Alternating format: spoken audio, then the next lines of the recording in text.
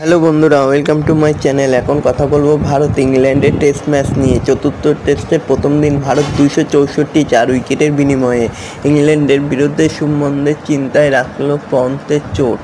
ইংল্যান্ডের বিরুদ্ধে চতুর্থ টেস্টের প্রথম দিনের শেষে ভারতের শিবিরে অস্বস্তি।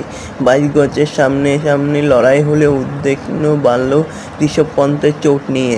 ব্যাট করার সময় ডান পায়ে চোট পেয়েছেন তিনি। তো বন্ধুরা, এরকমই সব খেলার খবর প্রতিনিয়ত জানতে হলে চ্যানেলটিকে অতি শীঘ্রই লাইক, কমেন্ট, সাবস্ক্রাইব করতে ভুলো না। ম্যানচেস্টার টেস্টের প্রথম দিনটা আরও ভালোভাবে শেষ করতে পারত ভারতীয় দল।